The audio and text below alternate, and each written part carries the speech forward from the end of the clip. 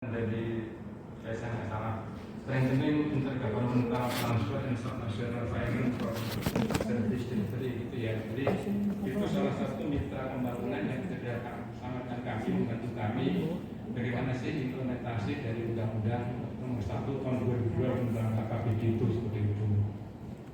Jadi salah satu agenda atau kegiatan ini adalah diskusi publik yang nanti kami menghadirkan Bapak Ibu semuanya yang hadir pada kesempatan ini gitu ya, untuk memberikan masukan, untuk kita saling bertukar pendapat, termasuk kami mungkin mendapatkan update terbaru dari Bapak Ibu semuanya. Jadi kita tahu semuanya dalam 20 tahun 2001 berarti pas 25 tahun ya, 25 tahun kita menerapkan desentralisasi fiskal.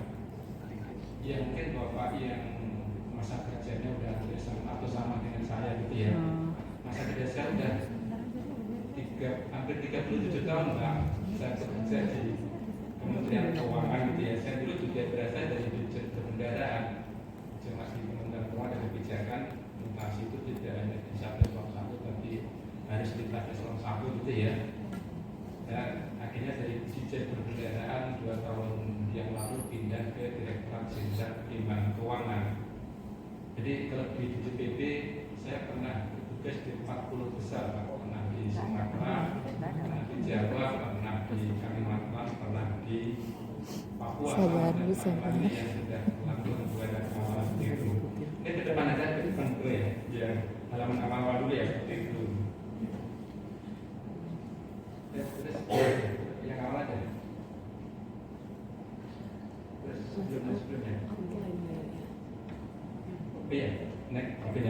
Jadi kita punya undang-undang KKBD gitu ya. Jadi sejak tahun 2001 pemerintah memutuskan untuk melakukan demokratisasi gitu ya, melakukan desentralisasi. Jadi ditandai dengan itu demokratisasi, kita melakukan pemilihan langsung gitu ya, dan juga di desentralisasi fiskal kita lakukan sejak tahun 2001 seperti itu, dengan otonomi daerah, di mana beberapa kewenangan diserahkan kepada pemerintah daerah.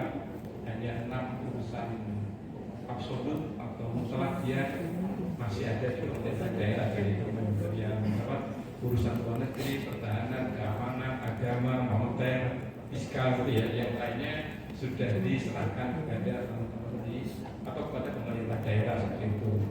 Jadi ini kira-kira ya, samping kiri kita pemerintah pusat, samping kanannya adalah pemerintah daerah. Jadi sesuai dengan undang-undangnya hubungan keuangan antara pemerintah pusat dan pemerintah daerah. Jadi sebagai konsekuensi dari penyerahan kewenangan tadi tentunya diikuti dengan penyerahan sumber-sumber pendanaan seperti itu. Jadi kalau kita lihat samping ini gitu ya, fiskal resources alokasi gitu ya, ini kemampuan keuangan yang adil dan selaras. Yang kirinya adalah beberapa sumber-sumber pendanaan yang diberikan kepada daerah gitu ya. Ada PAD-nya sendiri yang penuhnya 100% ada di daerah gitu ya.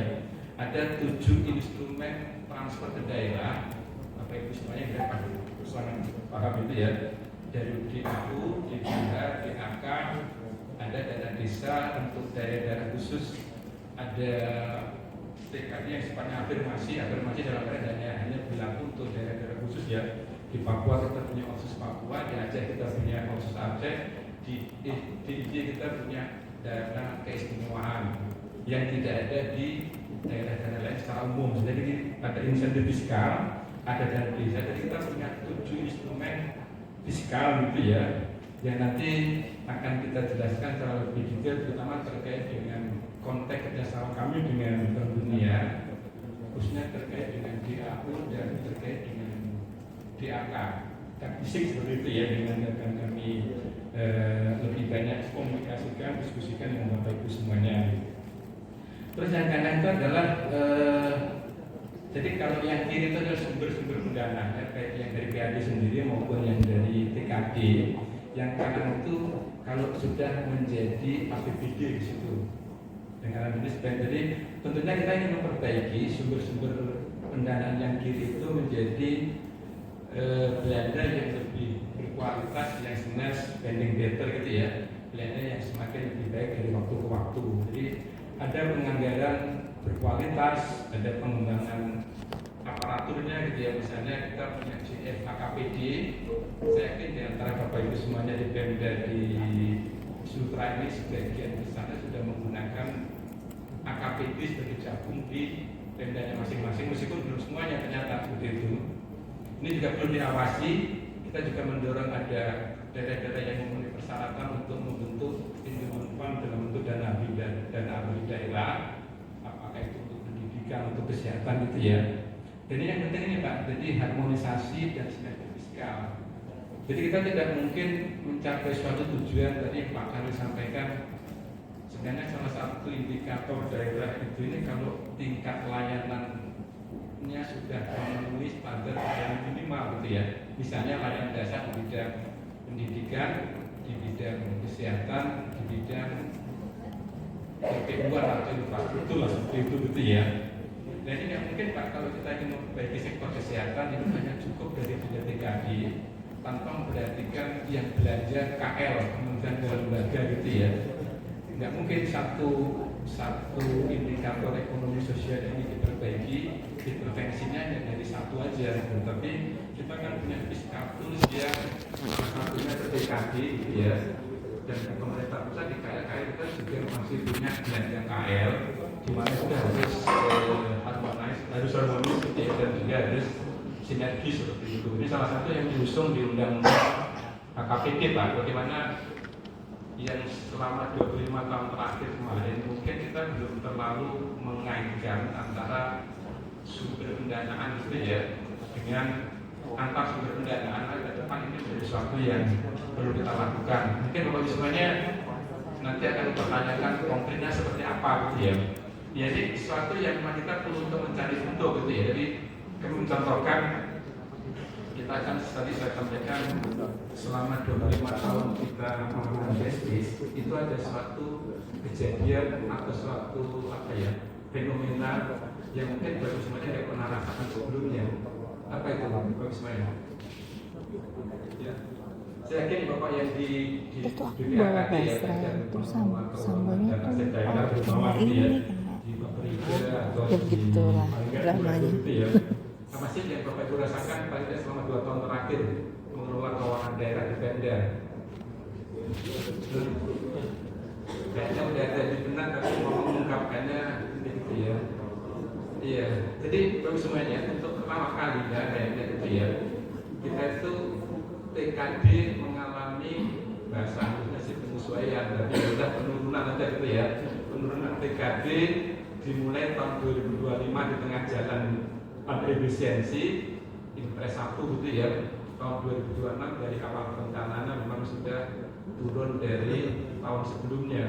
Yang itu nggak pernah kita alami selama 25 tahun kita melakukan pengelolaan keuangan pada daerah. Pak, semuanya pasti sudah punya apa yang mau saya sampaikan, mau saya tanyakan nanti di sini gitu ya terkait dengan itu. Moga aja silakan nanti kita diskusi gitu ya terkait dengan hal itu Bapak Ibu semuanya.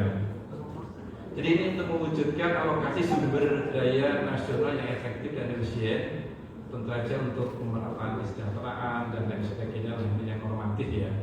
Bapak Ibu semuanya, peran kami di DJPK kan kita punya 546 daerah provinsi kabupaten kota yang sangat heterogen, sangat variatif dari berbagai aspek, kekayaan sumber daya alamnya, kemampuan SDM-nya, wilayahnya apakah kepulauan atau daratan gitu ya. Pokoknya karakteristik daerah yang kita itu sangat heterogen, sangat variatif gitu ya. Ada daerah yang kaya, ada daerah yang setengah kaya, ada daerah yang miskin gitu ya. Jadi peran kami di sini semuanya bagaimana mengharmonisasikan heterogenitas daerah-daerah 546 daerah tadi supaya itu kebijakan katakanlah terkait dengan APBN punya TKD menjadi lebih memperhatikan kondisi dan karakteristik itu gitu. Kami di DJPK dilematisnya gini Bapak semuanya, bagi daerah-daerah yang kaya sumber daya alam pasti menyumbangkan sumber daya penerimaan ke pemerintah pusat gitu ya. pasti beranggapannya saya kan sudah berkontribusi banyak untuk menghasilkan penerimaan yang dikelola oleh pemerintah pusat. Wajar dong saya mendapatkan lebih banyak karena saya sudah menyumbang lebih banyak kan? Ya kan sebenarnya ya. Tapi di satu sisi yang lain kan juga ada saudara-saudara kita, daerah kita yang tidak dilimpahi dengan sumber daya alam, tidak dilimpahi dengan keunggulan komparatif apa gitu ya, sehingga itu ya kalau nggak ada intervensi pemerintah pusat ya jadi akan terus tetap seperti itu. Oh ini daerah miskin gitu ya, itu kan dia wajar pendapatnya gini, masa saya daerah miskin tidak diperhatikan dalam bentuk diberikan intervensi TKD yang lebih tinggi. Jadi repot Pak mempertemukan antara daerah yang kaya sumber daya alam dengan daerah yang miskin. Padahal tadi variatifnya itu sangat variatif sekali antara 546 Pemda di Indonesia tadi seperti itu. Makanya kita perlu untuk membuat kebijakan yang mendesain TKD dengan memperhatikan karakteristik kebutuhan daerah, tidak hanya satu daerah, tapi 546 daerah semuanya. Saya bisa memahami kalau bapak-bapak yang dari daerah kaya misalnya Kaltim, yang sumber daya alam gitu ya, kalau kabupaten mungkin Bojonegoro gitu ya di Jawa. Saya ingin mendapatkan lebih banyak karena saya sudah berkontribusi banyak. Pandangan itu wajar bagi Pemda yang bersangkutan. Tapi setelah itu dikumpulkan menjadi 546 Pemda, apakah pandangan itu selalu seperti itu gitu? Karena yang kita pikirkan adalah 546 Pemda bukan 1-2 Pemda Bapak semuanya. Itu mungkin yang sesuatu yang tidak mudah, makanya di undang-undang KPD ini sebenarnya kita punya momentum sebenarnya ya, kami nanti di halaman berikutnya gitu ya. Yang tadi saya katakan tentang turun TKD kita.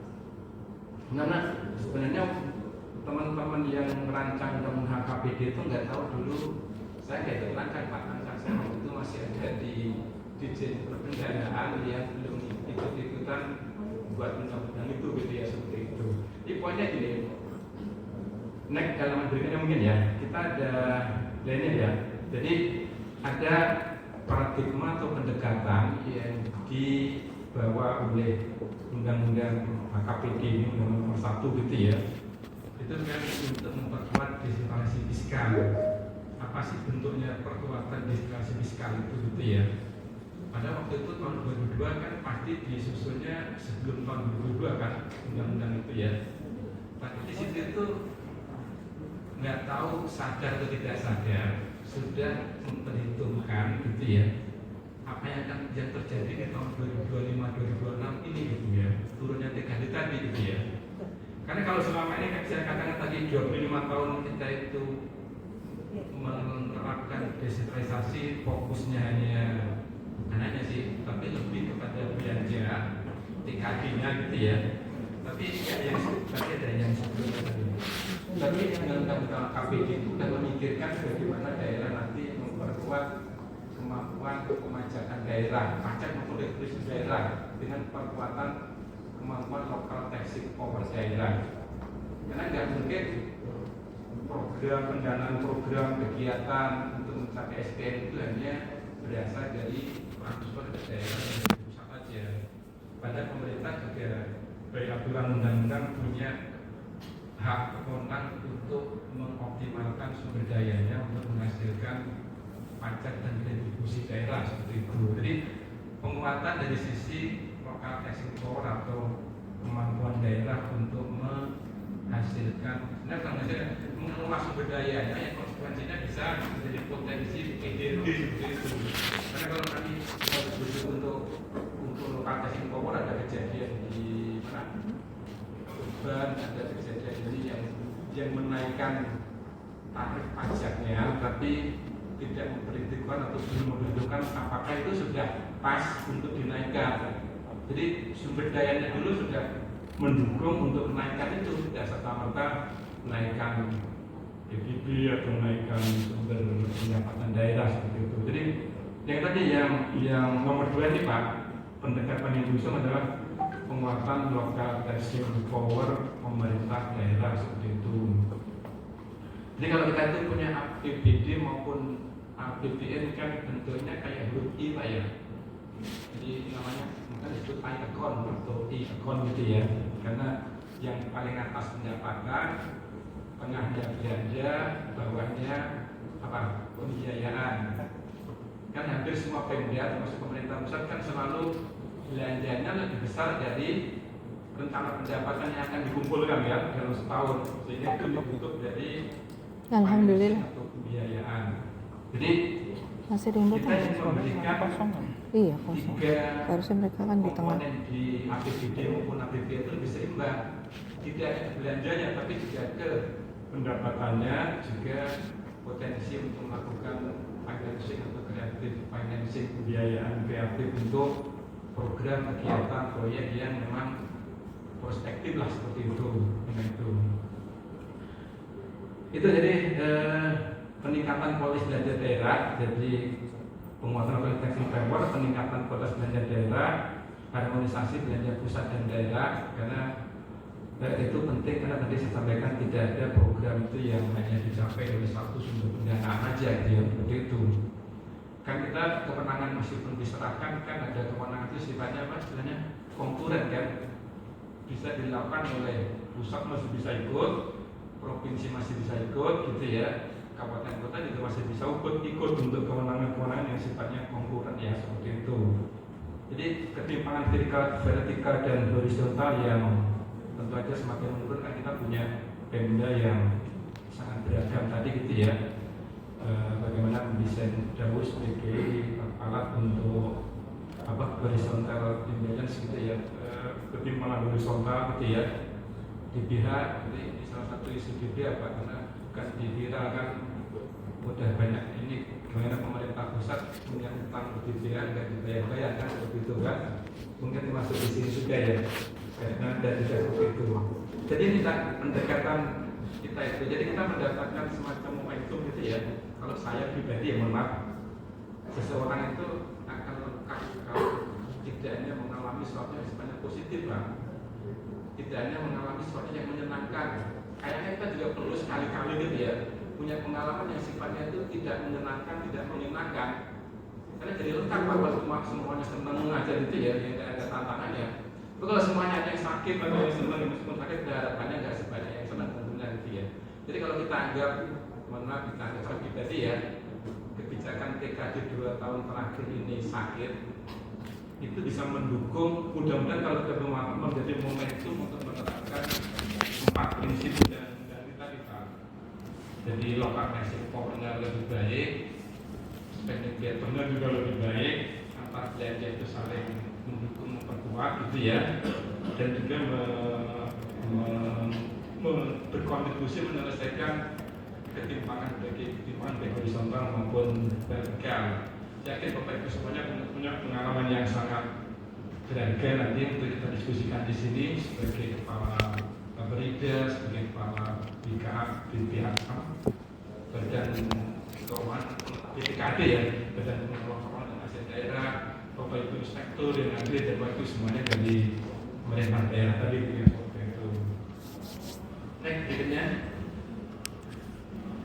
Ini dengan aja ya. Jadi kita punya beberapa reformasi, salah satunya reformasi fisika itu salah satu dari undang-undang KPT. Pokoknya undang-undang KPT itu dulunya ada dua Pak.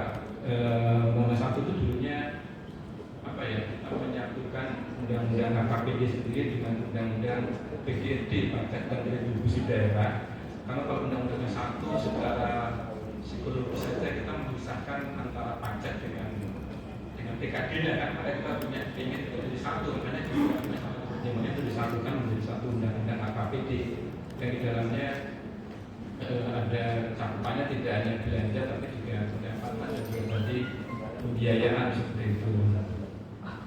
Intinya ini jadi kita punya undang-undang baru yang tidak mudah untuk melakukan itu, dan untuk melakukan itu kami bekerjasama sama tadi dengan dibantu oleh Bank Dunia. Jadi kita nanti di belakang ada, jadi Bank Dunia membantu kita bagaimana mengimplementasikan, memperbaiki polisi kebijakan terkait dengan PKD terutama DAU dan fisik Pak. Dan fisik pun fisik bidang kesehatan, dan fisik bidang jalan, dan fisik dan air minum ya, pilot ya, air minum seperti itu yang nanti kita akan lihat.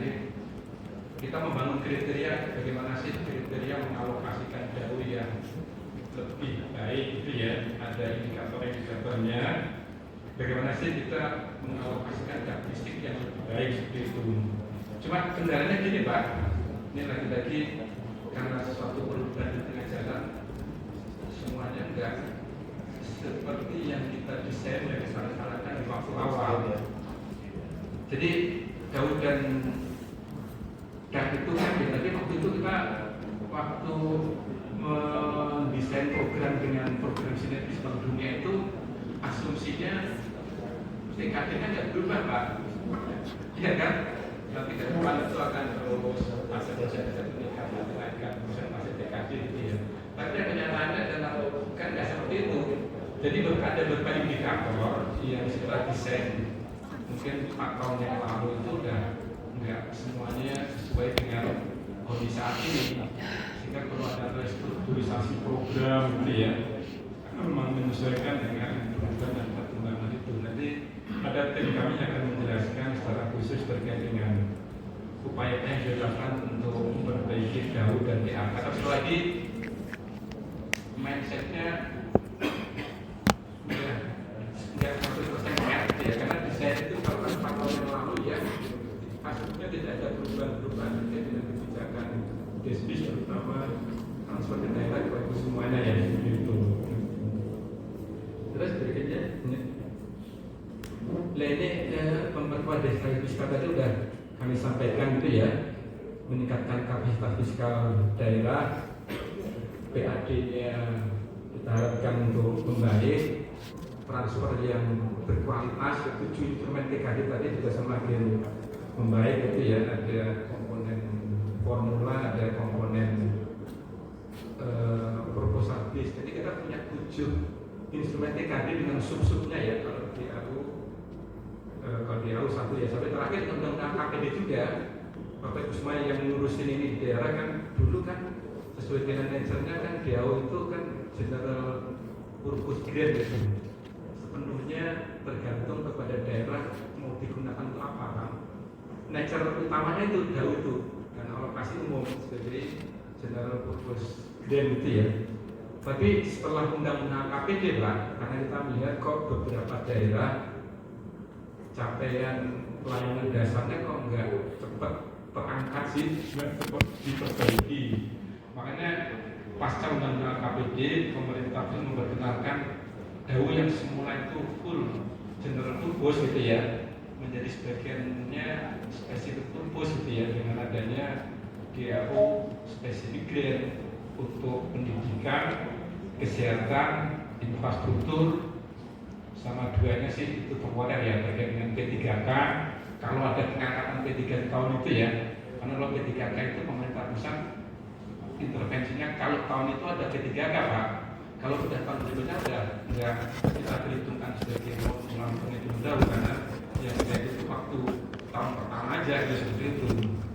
Sama kebutuhan ya, dan DAU spesifik grant yang sebelumnya kita nggak mengenal itu sebelum tapi dikira pentingnya tadi Pak, kalau nggak dispesifikkan kayaknya kurang mendorong percepatan dasar di area tadi pendidikan, kesehatan sama infrastruktur atau PU-an seperti itu. Jadi ini terus meningkatkan kualitas belanja daerah. Yang atas itu adalah sumber pendapatannya, yang tengahnya itu adalah setelah dituangkan ke dalam APBD gitu ya, yang kita harus baca nanti harmonisasi kebijakan fiskal pusat dan daerah. Ini Pak, harmonisasi ini mungkin yang ini lebih enak baca PPTM mas daripada dengan Bapak Bimo. Ya. Kadang-kadang gini, kita punya kan ada ini ya. Bapak Ibu semuanya saya yakin sudah mendapatkan penjelasannya Iya, secara umum di mana? di media massa yang apa ya. Jadi sebenarnya APBN secara utuh itu naik terus Pak. Dari 2005 kan APBN total ayat itu kan naik kan ya. Cuma komposisi dalamnya itu yang ada perubahannya kan. Susah juga. Kalau kita lihat struktur belanja itu Pak, belanja KL, belanja itu ada dua pokok ya. Pemerintah pusat daerah itu ya, belanja pemerintah pusat ada belanja KL, belanja yang dikelola oleh sekarang ada 100 lebih kementerian lembaga itu gitu ya. Ada belanja non KL, belanja non KL itu belanja yang tidak bisa dikelola oleh salah satu KL karena networknya adalah lintas KL, kayak subsidi gitu ya, subsidi BBM, subsidi terutama BBM ya, adalah networknya dia belanja non KL gitu. Dan ada belanja daerah yang TKD tadi Pak. Jadi selama ini kalau kita, jadi secara nasional uangnya bertambah, tapi baginya di dalam ada perubahan seperti itu. Kalau dulu TKD-nya naik, sekarang belanja KL-nya yang naiknya naik karena apa alasan? Ini sejalan dengan kita punya pemerintahan baru sejak tahun 2005 ya. Oktober 2005 kan kita punya pemerintahan baru pasti punya program-program janji politik yang waktu ikut kampanye presiden yang itu dijalankan dengan belanja prioritas itu gitu ya, MBG, KDRT, ketahanan pangan, ketahanan energi, cek kesehatan gratis gitu ya, dan lain-lain itulah seperti itu. Sebenarnya kuenya secara nasional nggak berkurang, tapi baginya di dalam aja yang ada perubahan. Berarti sebenarnya penerimaan manfaat itu ya tersebar di seluruh Indonesia di 546. Kalau provinsi sebenarnya kan nggak punya wilayah kan, yang punya wilayah kan kabupaten kota kan, seperti itu kan. Itu. Jadi sebenarnya penerimaan manfaatnya sama. Seluruh kabupaten kota yang ada di Indonesia, cuma sebelumnya itu ada yang melalui Pemda TKD dengan kebijakan pemerintahan baru itu melalui belanja KL. Cuma masalahnya kan mungkin bahwa itu pertanyaannya bagaimana saya Pemda bisa mengakses pendanaan yang dikelola oleh KL itu kan, ya seperti itu. Ini mungkin yang PR kita, jadi harmonisasi kebijakan fiskal pusat daerah tadi ya. Pemda juga punya akses yang memadai meskipun belanja itu alokasinya ada di KL Pak. Ini yang menjadi PR kita bersama untuk kami bagaimana ke depan aksesibilitas dari Pemda terhadap program-program prioritas yang memang anggarannya ada di beberapa KL itu, anggaran lembaga itu, baik semuanya. Ya, jadi mungkin itu yang jadi PR kita yang ini yang untuk ini. Terus berikutnya, jadi semuanya ini beberapa tadi sebenarnya sudah kami sampaikan ya. Ini dari ada 3 ini ya, collecting more, tapi sekali tidak sekedar collecting more ya, collecting more yang berbasis reason ada alasannya. Jadi intinya bagaimana mendorong ekonominya tumbuh, dan ini nggak mudah juga. Dengan ekonomi tumbuh itu Pemda punya kesempatan lebih besar untuk memperbaiki struktur pendapatan